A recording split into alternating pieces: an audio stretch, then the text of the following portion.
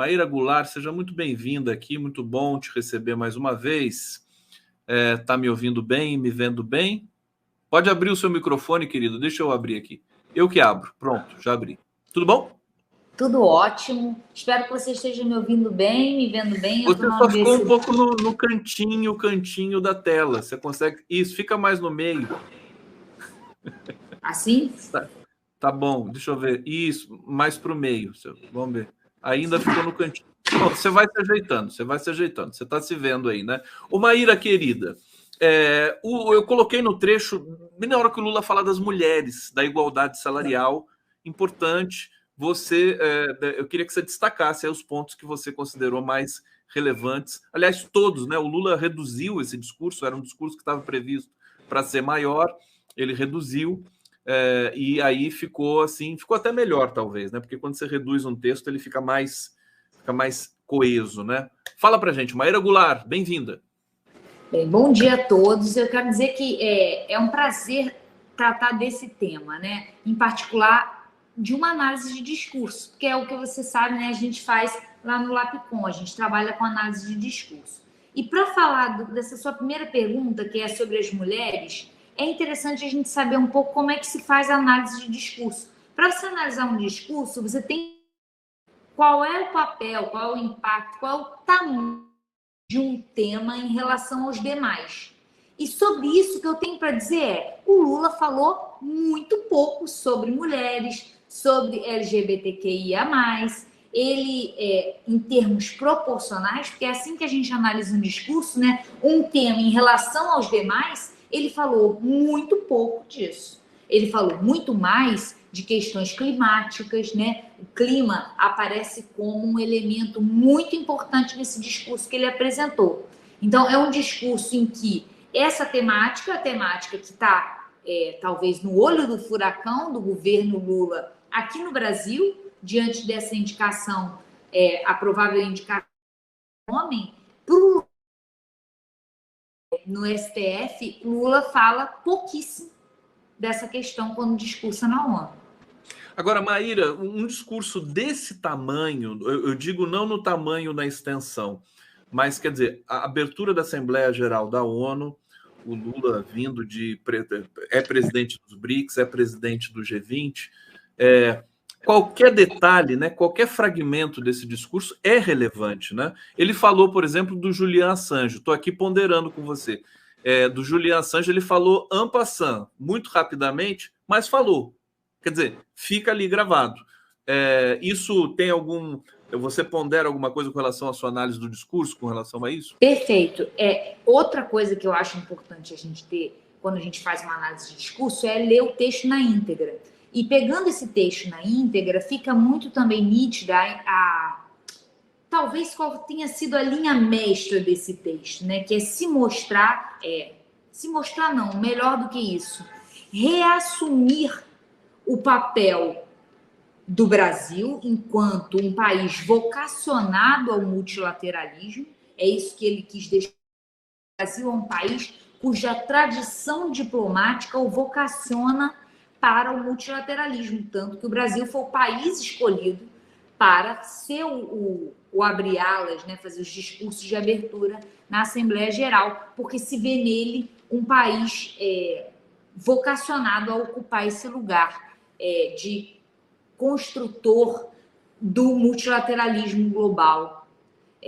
Um país que representa, e é isso que o Lula também deixou bem claro na fala dele, diferentes países, não só os latino-americanos, né? E os latino-americanos, ele se apresenta como representante potencial, mas ambiciona representar também uma série de países. Tanto que, por isso que eu falei da íntegra do discurso, ele menciona muitos países. Desculpa te interromper, deixa eu só trazer uma informação, que é o seguinte, como o Xi Jinping, o Narendra Modi, primeiro-ministro da Índia, e o Putin não foram, o Lula representou esse conjunto, né? Eu achei até que foi uma deferência. Muita gente dizendo que foi esvaziado, porque o Xi Jinping não foi. Eu acho que potencializou mais o Lula. Desculpa, já que você está falando dessa questão do Lula representar vários países. Ele representa... Olha só, Gustavo, como são múltiplas as atuações do Brasil como representante de outros países dentro dos fóruns multilaterais. Não só os países do BRICS, que são os que você mencionou, Rússia e China, países grandes, países que têm dinheiro, mas que ainda estão numa situação que não são considerados países plenamente desenvolvidos, mas países também bem desenvolvidos. Ele menciona vários países africanos. Ele fala da questão de Cuba, falou antes do discurso, né, tem falado isso essa semana, que esse discurso foi precedido por uma série de comentários do Lula sobre a questão de Cuba, sobre a questão da Ucrânia, que ele menciona muito pontualmente no discurso, mas mencionou antes, né, fazendo até um comentário meio equivocado, em que ele dá a impressão de dois ladismos, né, que é uma expressão que a gente usou muito durante a presidência de Bolsonaro. Dois ladismos é você ver uma contenda entre dois lados e querer supor uma simetria entre esses lados, né? E ele fez isso no caso da Ucrânia. Enfim, me parece que o grande destaque desse discurso não poderia deixar de ser o que o próprio Lula falou: o Brasil está de volta. E está de volta porque durante esse interregno, isso eu não sei se você pegou, que eu achei sensacional, que ele falou assim, que ele está ali de volta porque o Brasil voltou à democracia, que o que permite voltar a se ocupar foi a vitória da democracia no Brasil. Então ele faz uma associação, né, que a gente pode ver entre ele ele ter sido impedido de ser candidato à presidência, e com isso já havia um esgarçamento da democracia que foi aprofundado por Jair Bolsonaro quando chega à presidência, e essa presidência impede o Brasil de ocupar o seu papel como um país vocacionado ao multilateralismo. Olha só, deixa eu falar aqui que a Maíra, ela é uma... Você voltou a ficar lá no cantinho da tela, viu, Maíra? Mas tudo bem, a gente vai, que é importante o conteúdo da sua fala, sem dúvida nenhuma. O pessoal aqui no chat, eles ficam um pouco desconfiados, porque, na verdade, a Maíra, ela é muito séria, ela não vai poupar se ela achar alguma coisa que não caiu bem, né, no discurso do Lula, ela vai falar. É evidente, isso caracteriza teu compromisso com o trabalho que você faz. É que as pessoas são apaixonadas. Eu tenho essa coisa pelo Lula e tal. Se fizer qualquer crítica, eles ficam um pouco acabrunhados aqui. Mas vamos avançar. O Hussein Brasil está dizendo o seguinte: quando o Lula fala que a democracia venceu o ódio, a repressão e a desinformação, a câmera fecha em lira com cara de ódio. Que bacana. Depois a gente vê isso aqui. Fala, Marina, você quer falar? Eu não sei se o que o pessoal criticou foi coisa dos dois ladismos. Gente, falar da crise da Ucrânia com a Rússia nessa chave muito simplificadora é cometer um equívoco. Ele não falar desse tema, mas quando falar, ele não pode adotar uma chave tão simplificadora como há quando um quer, dois não brigam. Né? É claro que eu não estou dizendo que a Ucrânia é uma coitadinha, ou que não existam interesses que estruturem a posição da Ucrânia e a ordem, né, de certas coisas. Não é isso que eu estou dizendo. Eu estou dizendo que se espera de um chefe de Estado que quer assumir esse papel de representante e estruturante dos fóruns multilaterais, é um papel que precisa de um estofo diplomático, de uma competência diplomática técnica que o Itamaraty tem e que, portanto, antes dele se manifestar em relação a crises globais, ele precisa estar bem brifado para que os seus posicionamentos tenham a complexidade que os problemas requerem. Olha só o que a Maíra está dizendo aqui. Fantástico, devia estar assessorando o Lula nesse momento. Tá? Que é o seguinte... Não, eu tinha comentado ontem que o Lula, nos debates eleitorais com o Bolsonaro, ele estava muito aquém do que ele é. Você se lembra disso, os debates eleitorais televisionados? Por que isso aconteceu? Porque o staff, a assessoria, estava cheio de pisando em ovos, cheio de dedos para um monte de coisa, e o Lula ficou muito controlado. Então ele não se liberou nos debates, né? Por medo de dizer alguma coisa que caísse mal. Os marqueteiros ali não controlaram demais. Eu tenho, enfim, apurei muitos bastidores desse momento. Então ele não teve aquela performance que a gente estava acostumado a ver nos debates. Mas eu estou dizendo isso por quê? porque na questão do âmbito da guerra da Ucrânia, o Lula já marcou encontro com o Zelensky, inclusive vou querer que você comente isso também, né? Tanta gente querendo controlar a fala do Lula para que não caia nada muito mal, que acaba saindo uma coisa, né, digamos, mal lapidada, no mínimo, né, Maíra? Será que eu falei Então, coisa eu aqui? não sei se eu concordo com você. Não? O Lula foi bem nos debates. Você acha? Às vezes, jogar parado é jogar. Às vezes, fazer um discurso mais comedido e não lacrar é melhor do que buscar a lacração. Eu não sei se eu contabilizo discursos da mesma forma que alguém que está vendendo likes, caçando likes. Eu acho que se ele quer ocupar o papel de um estadista, e é isso que ele quis tensionar nos debates à presidência, ele quis mostrar o seguinte, ó, do meu lado aqui tem um cara que pode ser um lacrador, que pode falar bem, que pode falar o que você quer ouvir, mas não é um chefe de Estado. Ele quis passar essa ideia. Eu não sou um esquerdista maluco, eu não estou representando um grupo, eu estou me apresentando aqui como um chefe de Estado. Eu me diferencio desse bando, dessa malta que ocupa a presidência e sua enturrada das coisas de maneira não sem a gravidade e a complexidade que os fenômenos demandam. Perfeito, está aí uma visão da Maíra também. Ela não deixa nada, não deixa pedra sobre pedra. Por isso que eu gosto da Maíra. Não tem essa coisa de passar pano, né, Maíra? Longe de eu achei você, né, Maíra? interessante o Lula fala da extrema. Ele chama eles de aventureiros. Ele chama atenção para esse papel simplificado que tiveram, tratando. Ele diz assim: o neoliberalismo falido por um nacionalismo primitivo, conservador e autoritário, ou seja, buscam soluções simples para problemas. É isso que o extremismo faz. Por isso que a gente tem que, de alguma maneira, valorizar quando foi o caso desse discurso, né? Esse foi um discurso muito bom. Foi um discurso bem escrito, um discurso ponderado. O discurso do Lula, embora ele tenha dado, a meu ver, um espaço pequeno para questões de minorias demográficas e não demográficas, em geral, ele fez um discurso bom, porque o objetivo dele era dizer assim, olha, o Brasil voltou e voltou na condição de quem vai ou pressionar por uma reestruturação dos fóruns multilaterais globais. Maíra, só para te avisar e também aqui me desculpar com o público, o seu sinal está dando um pequeno corte, alguns pontos assim, tá cortando. Eu acho que é um problema da internet, enfim, agora acho que está muito em cima para a gente tentar ver. Está dando para entender você, mas às vezes a gente perde uma fração de segundo da sua fala. Vamos. Isso é o quê? É a universidade pública no Rio, que a internet você está falando da universidade. Isso. Então é por isso.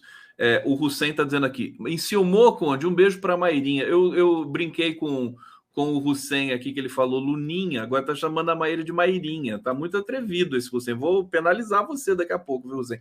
Terezinha Braga de Moraes, Lula deveria ter denunciado mais a situação trágica dos imigrantes africanos que chegam às costas da Itália, denunciar essa crueldade, do desprezo e ódio dos miseráveis irmãos em humanidade. O problema é que se ele falasse isso, ele ia ser cobrado porque não é uma coisa inerente ao Brasil. Ele está falando do problema dos outros. Ele ia estar se metendo no problema dos outros. Ele ia ser criticado por isso, não ia, Maíra? Se ele falasse da imigração. Ele falou da imigração, mas não falou especificamente do. Ele não falou especificamente desse caso, mas ele construiu uma argumentação que inclui esse tipo de temática. Ele falou o seguinte, e isso que eu acho que tem que ficar nos highlights. Ele disse o seguinte: olha, o multilateralismo, que é isso, as instituições multilaterais, instituições internacionais, elas não foram erodidas por causa da extrema-direita. O que erodiu essas instituições é a desigualdade.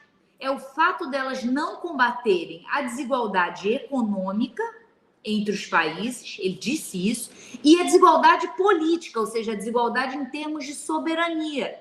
E aí ele está falando sobre algo que ele tem preparado, né, que é para ampliar no Conselho de Segurança o discurso só pode ser entendido quando a gente observa o que ele tem falado antes, né, na semana que antecede, a campanha que ele está fazendo. Ele está fazendo uma campanha por uma reorganização multilaterais, de modo a dar mais importância a países que atualmente têm menos poder. Perfeitamente. E ele conquistou o Antônio Guterres, que fez uma introdução nessa mesmíssima linha, né? Música para os ouvidos da diplomacia brasileira. Marcolino dizendo aqui, Maíra, ele evitou alimentar uma das pautas que está sendo instrumentalizada atualmente na guerra psicológica, eu diria na dissonância cognitiva, né? Tocou na crise climática para continuar como voz desse problema que tentarão sequestrar. Aliás, isso é interessantíssimo. Você se lembra, isso aqui remonta a 2013, né? O sequestro do discurso, né? Agora o discurso sobre o antirracismo, combate às desigualdades, todos esses discursos que estão, né, no horizonte da esquerda estão sendo capturados por instituições, né, ONGs e tudo mais, para confundir o meio de campo, enfim, é uma espécie de sequestro mesmo. Você acompanha esse fenômeno, Maíra? Não, mas sobre isso eu acho interessante ressaltar que o Lula, ele tratou sim desses temas. Quando ele aborda essa questão da extrema-direita, ele inclui também esse espectro. Mas eu não.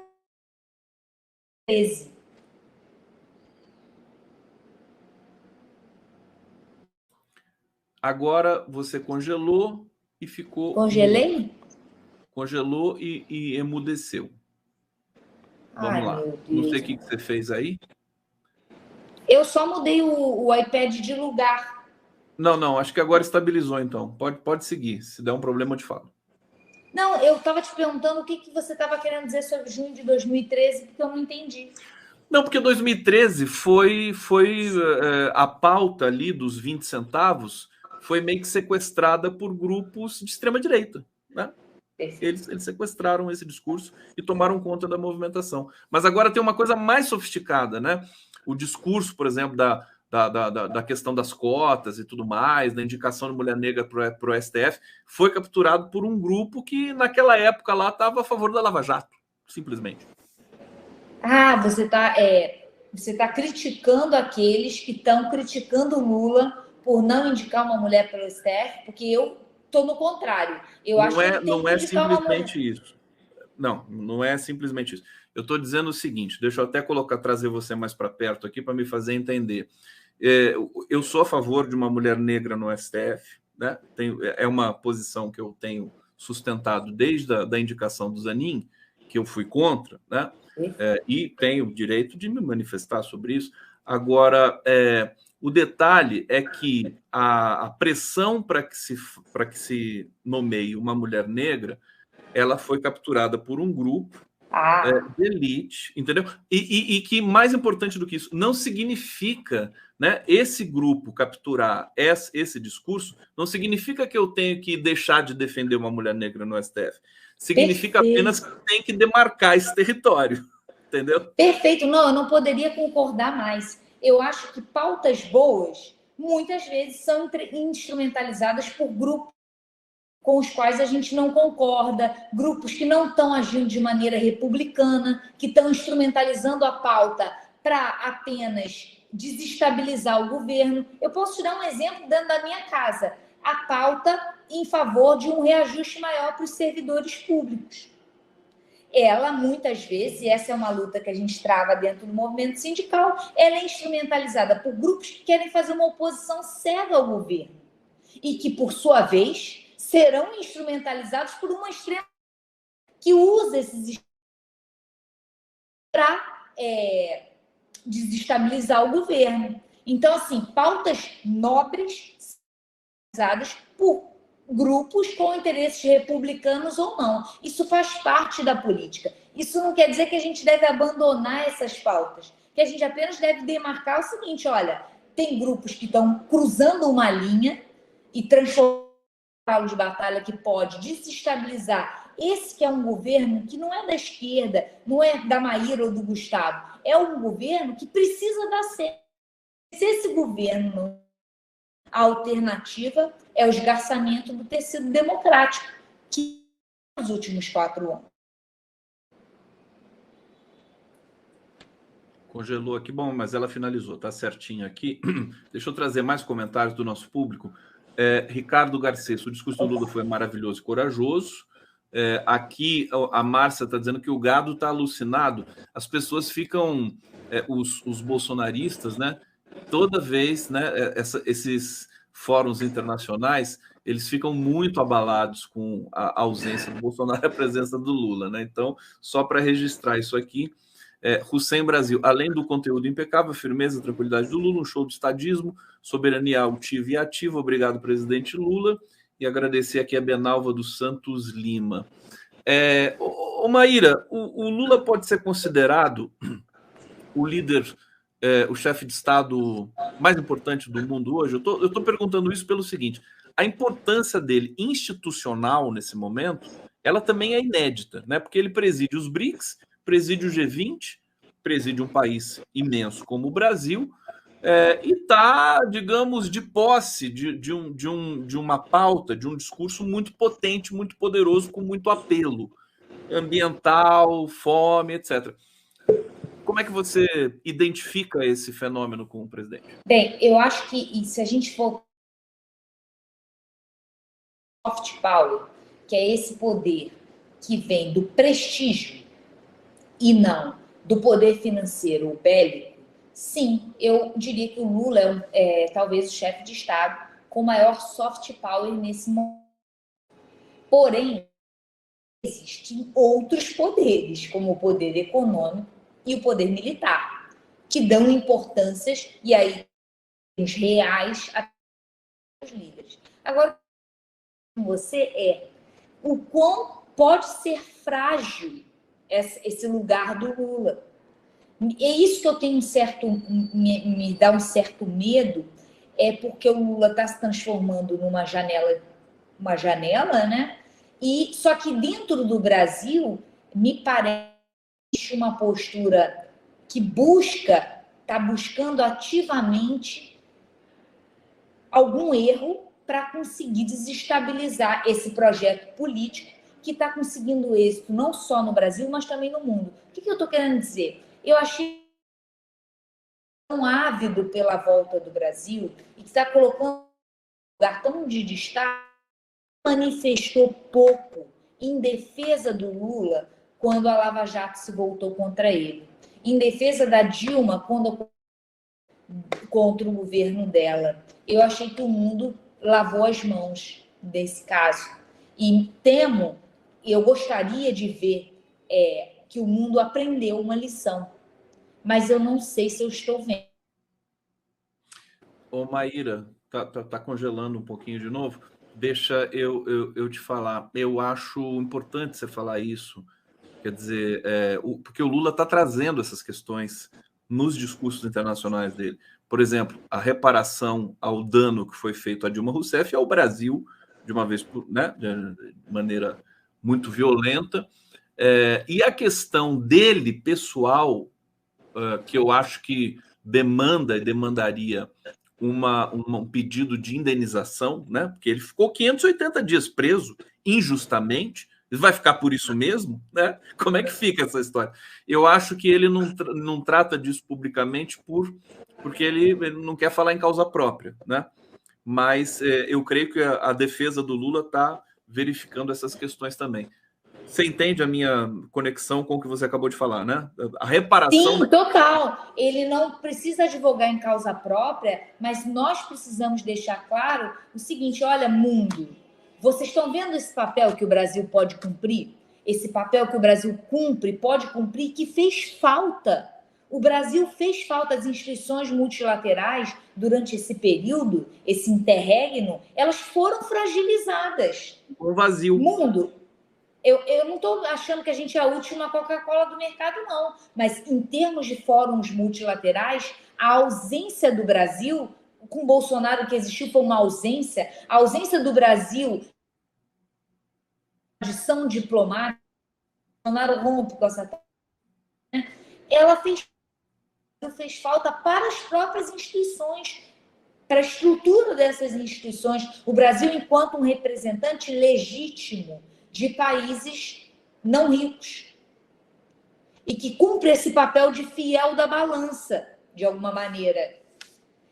Então, como ente, tem uma diplomacia conhecida, legitimador dessas instituições. Que qual o problema de instituições multilaterais? É o seguinte, elas não podem parecer apenas braços, instrumentos dos países ricos. É esse o papel que o Brasil cumpre. O Brasil cumpre um papel não só de representar os países pobres, mas de legitimar em nome dos países pobres e periféricos essas instituições, dizendo, olha só, eu estou fazendo parte disso aqui, porque isso aqui não é apenas uma correia de transmissão de países. Aqui a gente está querendo construir um lugar de maior igualdade entre os países. Então, o mundo tem que observar que o Brasil faz falta, o Brasil legitima essas instituições, embarcar em a revista para desestabilizar lideranças políticas no Brasil. Perfeitamente. Maíra Goulart aqui no Giro das 11, a gente está encaminhando aqui para o bloco final. Deixa eu trazer aqui a pergunta do Ricardo Pereira, ele pergunta para a Maíra. Ele quer saber a sua avaliação, Maíra, sobre a comunicação do governo. E está dizendo que admira muito o seu trabalho. Deixa eu pegar o Hussein aqui também, no seu Trending Talks, no seu Twitter, né? Um tweet de Lula com a fala dele. Obrigado, Hussein. Depois, hoje não vai dar mais tempo de eu pegar, eu vou pegar para as lives seguintes. Maíra, vamos responder então ao Ricardo Pereira. Ele quer saber a sua avaliação da comunicação do governo. Nesse âmbito internacional, já vou botar minha colher aqui, tá boa, né? Acho que fizeram um bom trabalho. E aí? Aí não acho que eu acho que quem faz bom trabalho nesse âmbito é o Itamaraty. O Itamaraty faz um bom trabalho, a meu ver. Mas acho que o PT tem um gargalo comunicacional. Não comunica tão bem quanto deveria. Para um governo que está entregando tanto. Olha, há meses atrás, a gente estava discutindo coisas como Estado Democrático de Direito, como o devido processo. O Brasil estava acabando. Em meses, a gente já está discutindo se vai comprar uma televisão maior ou não. A gente já está comprando filé mignon barato no mercado. O que o Lula, o que o governo, o que esse arranjo está possibilitando são uma série de conquistas muito grandes e eu acho que isso precisa de uma comunicação melhor, porque senão acontece o que aconteceu da outra vez. Vou te dar um exemplo ainda dentro da minha casa, da universidade. A gente teve um governo que implementou uma política mundialmente inédita de expansão de um ensino público gratuito e de qualidade. Isso fez com que muitas pessoas pobres, empobrecidas, entrassem na universidade pública. Quando elas saem da universidade pública, elas olham para o governo que criou isso e acham que o governo não tem nada a ver. Foi mérito pessoal delas. Esse é um problema de comunicação. E o meu medo é que as conquistas que estão sendo obtidas agora novamente, as políticas públicas que estão sendo implementadas, ainda não estão sendo precedidas por uma dinâmica informacional, comunicacional, que faça com que essas pessoas se apropriem em nome do governo dessas conquistas, dessas mudanças. Eu vou ser bem explícita. A mídia continua dizendo, querendo emplacar a ideia de sorte. Novamente, o Lula teve sorte, a economia vai bem porque é sorte. Tem que haver uma comunicação mais efetiva do governo, junto, por exemplo, aos jovens. Eu não estou vendo muitas iniciativas comunicacionais dirigidas aos jovens, aqueles que estão nas redes. Essa disputa tem que ser travada na internet, nas redes. Fantástico. Você coloca um problema, inclusive, mais complexo ainda, que é imaginar, porque a gente costuma dizer assim, o PT foi criminalizado, foi demonizado, e não sei o quê.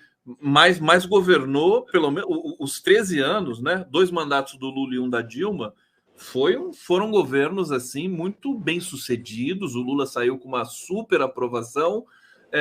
Agora, é de se perguntar historicamente onde estava a comunicação do PT lá atrás, que não respondeu a isso. Quer dizer, o PT, claro que ele foi atacado, mas tinha que ter tido uma resposta, né? Mas isso é um debate, minha querida Maíra, para um outro encontro, porque nosso tempo está esgotado aqui. Deixa eu te agradecer mais uma vez pelo esforço de estar aqui conosco nesse dia, nessa terça-feira. A gente sabe também como você trabalha. Aqui todo mundo trabalha muito. Agradecer a todos que nos acompanharam aqui no Giro das 11. Amanhã estaremos de volta com mais um programa especial. Amanhã eu recebo aqui o Cândido Portinari, o João Cândido Portinari, filho do pintor do Cândido Portinari, que pintou os painéis, o painel Guerra e Paz da ONU, que está aqui atrás de mim, um detalhe no chroma key. Fantástico. Ele é um cara, ele está na Europa agora tratando da exposição dos painéis do Portinari na China e acho que no Japão. Fantástico, né, Maíra? Brasil... Gente, bom demais. Em termos de arte, o Brasil... ele é um fenômeno, assim. Assim como eu acho que a gente tem uma vocação para o multilateralismo, a gente tem uma vocação artística muito inequívoca, né? Para dar alegria para o mundo. Beijo para você, Maíra. Beijo a todos. Até amanhã. Beijo, gente. Até a próxima.